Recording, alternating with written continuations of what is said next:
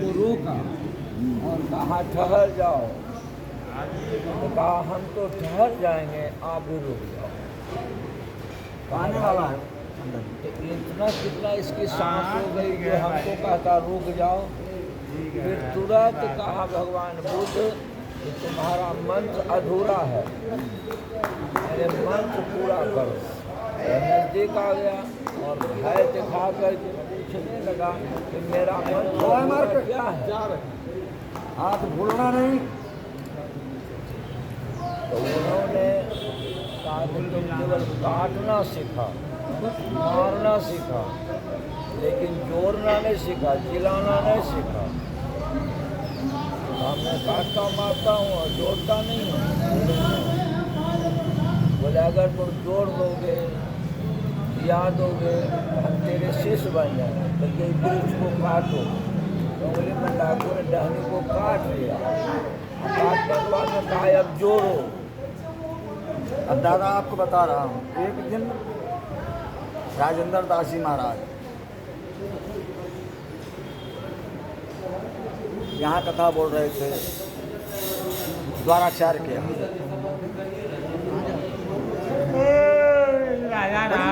अच्छी बात उन्होंने रखा, कहा कि महाराज जी हमारे समाज का बहुत बड़ा दुर्भाग्य है कि चारों संप्रदाय ने बैठ करके बैठक में निर्णय लिया कि हमारी स्तुति ये रहेगी और जयकारा ये रहेगा, मगर ऐसा समाज चल रहा कि जो निर्णय हुआ, जो जयकारा निर्धारित हुआ, उस जयकारे को कोई नहीं लगवाता। सब कोई अपने मनमाना जयकारा लगवा रहे हैं और इस पर कोई प्रतिबंध नहीं हो रहा।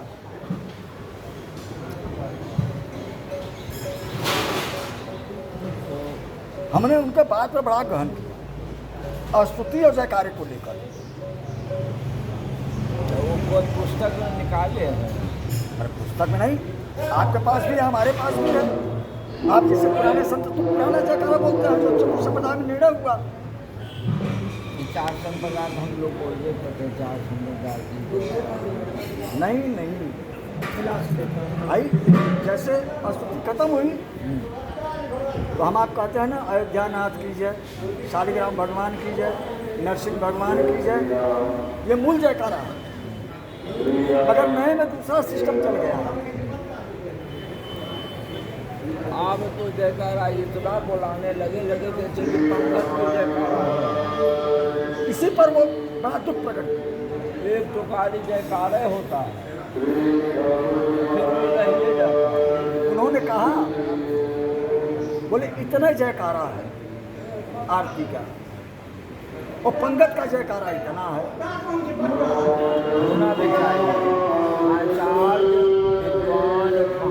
मतलब कहे वो बोले भोजन ठंडा नहीं होना चाहिए, जयकारा तुरंत खत्म हो जाना चाहिए। साधु के मुख में, ब्राह्मण के मुख में गर्म भोजन जाना चाहिए, जलता हुआ भी न जाए और ठंडा भी न जाए।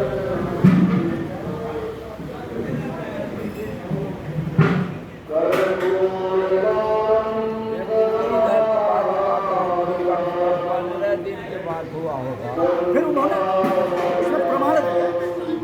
बोले दूसरी पद्धति क्या चली है कि कुछ साधु ब्राह्मण को नीचा दिखाते हैं और कुछ ब्राह्मण साधु को नीचा दिखाते हैं, जबकि दोनों एक समान हैं। सनातन धर्म तो दोनों एक समान है। उन्होंने श्रीमद् भागवत का श्लोक बोला कि जिसके समझ में नहीं आता हो इस श्लोक को पढ़े।